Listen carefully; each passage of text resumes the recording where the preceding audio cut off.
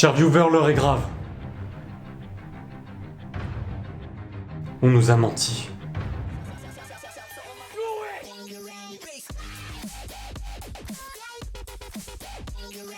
Salut à toi viewer, j'espère que tu vas bien en cette fin d'année. Moi c'est pas le cas. Je suis outrage, je suis hallucination, je suis anti-omnipotence face à cette situation qui n'est pas la mienne. Le Père Noël n'existe pas.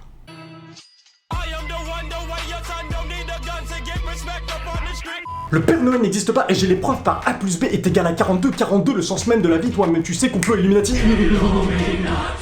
Bref, revenons à nos moutons, ou plutôt à nos rennes pour rester dans le thème. Le Père Noël n'existe pas. Pourquoi ? Revenons à l'origine du drame. Saint Nicolas, un vieux monsieur, grande barbe blanche, manteau vert, bonnet vert et crosse d'évêque, voyage entre le 9 et le 15 décembre à Dodane, et c'est pas une blague, il fait le tour de Hollande. Pas le président, je te vois venir tout de suite, le pays de Hollande, hein, les Pays-Bas. Tu te dissipes, viewer, tu te dissipes, reste concentré, je reprends. Il fait le tour des Pays-Bas à Dodane, donc pour distribuer la plupart du temps des clémentines. Je te laisse imaginer la scène, hein. Et le temps passant, donc, les habitants néerlandais décident de le surnommer Sinterklaas, en référence au solstice d'hiver et au nom de la fête de la Saint-Nicolas dans leur langue. Jusque-là, c'est juste l'histoire d'un vieux hollandais, et je parle pas du hollandais volant de Bob l'éponge, même s'il y a des similitudes. On enchaîne. En 1821, un écrivain new-yorkais du nom de Clement Clark Moore écrit un conte pour enfants dépeignant le périple américain de Sinterklaas, The Night Before Christmas. Et là, début du folklore. Déjà, c'est plus Sinterklaas, allez hop, tu dégages. Maintenant, c'est Santa Claus. Ensuite, il y a plus d'âne, le mec a décidé que le vieux se trimballerait à coups de traîneau tiré par des rennes. Et pour finir, il ne distribue plus des clémentines, mais bien des cadeaux aléatoires. Je pense en mon humble avis que Clément voulait juste pas que le futur Père Noël distribue des clémentines. Et là où je m'explique, c'est que Clement Clark Moore, Clément, Sinterklaas originel distribuait des clémentines. Coïncidence ? Je ne crois pas. Et dis-moi, viewer, quelle date est parue, hein, le conte ? 1821 ? Oh, comme c'était étrange ça, dis donc, 21 x 2 ?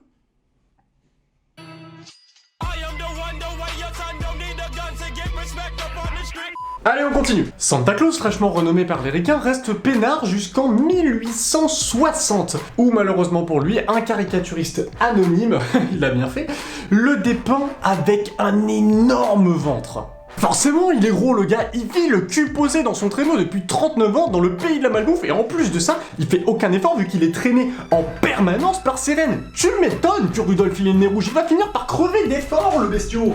La suite. Comme si c'était pas assez, Santa Claus n'est plus respecté parce que 25 ans plus tard, le même gars qui l'avait caricaturé décide que Saint Nicolas maintenant est originaire du pôle Nord. De Laponie, plus précisément. T'en veux une bonne viewer ?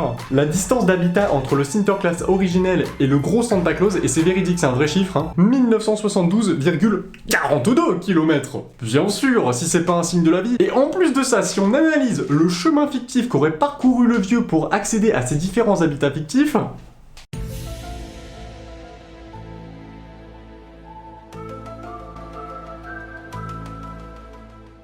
pour finir, et là c'est le cataclysme, 1931, Saint-Nicolas est définitivement souillé car Coca-Cola s'accapare le Santa Claus, le vêtit de rouge et lui fait boire des bulles jusqu'à plus soif. Eh, même du Coca Bacon. C'est pour dire. Quoi, tu crois pas que ça existe le Coca Bacon ? Et ça c'est quoi ?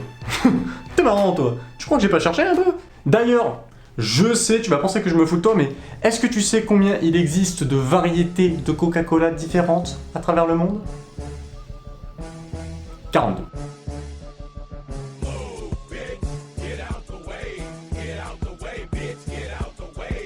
Maintenant qu'on sait que Noël n'est que commercial et que Papa Noël n'est que folklore américain, je te propose quelques chiffres pour comprendre qu'est-ce que c'est comme galère que d'être le Père Noël. On démarre très fort avec 136 173 539,44 km². C'est la superficie totale occupée par des pays sur la Terre. J'ai mis un bon moment à le calculer, mais c'est le chiffre exact. D'ailleurs, je tiens à signaler que le village du Père Noël ne fait même pas 180 mètres carrés, pour te donner un ordre de dimension. 0, c'est le nombre de lutins recensés à travers le monde. Et non, les gens de moins d'1,45 m ne sont pas des lutins, ce sont des nains. Un peu de respect. Deux chiffres plutôt intéressants. 9, c'est le nombre d'espèces de rennes existant sur Terre. Et 0, c'est le nombre d'espèces de rennes volants existant sur Terre. Donc s'il te plaît Coca-Cola, on va arrêter de prendre les gens pour des demeurés. Maintenant, on va parler vitesse et possibilités. Durant l'hiver, une nuit dure environ 15 heures. À la base, Saint-Nicolas voyageait à dos d'âne. La vitesse maximum au galop d'un âne est de 25 km/h. Il aurait donc fallu à Saint-Nicolas 5 446 941 heures pour délivrer tous les cadeaux. Ce qui n'est pas pensable. Vient maintenant le tour des rennes. Vitesse de pointe 80 km/h, soit 1 702 169 heures pour faire le tour de toutes les habitations de la planète. Désolé Rudolf, t'es une charrette. On va partir dans un délire. Imaginons que notre vieux roublard se déplace en TGV, donc vitesse de pointe 320 km/h. Il lui faudrait quand même 425 542 heures pour faire le tour de toutes les habitations du monde. Bon, on dépasse un peu les délais, mais non. Ok, d'accord, bon, moi je propose ça comme ça. En vrai, il n'y a que deux options. Soit au village du Père Noël, ils ont réussi à fabriquer un TVL, donc un train à vitesse lumière, soit 1 79 252 848,8 km/h, et donc la livraison est faite en 13 minutes.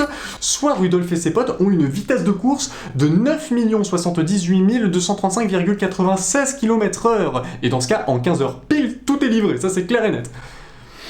Mais je partirai plus sur le TVL et je vais expliquer pourquoi. 7 437 millions, c'est à peu près la population mondiale actuelle, en sachant qu'à chaque Noël, 3 cadeaux en moyenne sont offerts à une même personne. Cela signifie que Sinterklaas se trimballe sur le dos pas moins de 22 311 millions de cadeaux. Et heureusement pour lui que pas tout le monde pense à offrir des lunettes à feu, t'imagines le compte x3 ? 66 933 millions de cadeaux dans la hotte. Tu m'étonnes qu'il aurait besoin d'un TVL. Et j'ai même pas encore compté le charbon parce qu'il n'y a pas que des enfonçages, mais ça ce sera pour une prochaine fois parce que là faut pas déconner non plus. En attendant, j'espère que t'as passé un bon Noël, j'ai adoré faire cette vidéo. Si elle t'a plu, n'hésite pas à me le dire dans les commentaires et en laissant un gros pouce bleu du 24 décembre. C'est tout pour moi, je te fais des poutous. Et bye bye. D'ailleurs c'est étrange, parce que là maintenant j'y reviens 2 secondes, mais Saint-Nicolas à la base il voyageait du 9 au 15 décembre, et maintenant Noël c'est le 24, c'est quand même bizarre parce que... 9 plus 15, 24. 24 les deux chiffres inversés.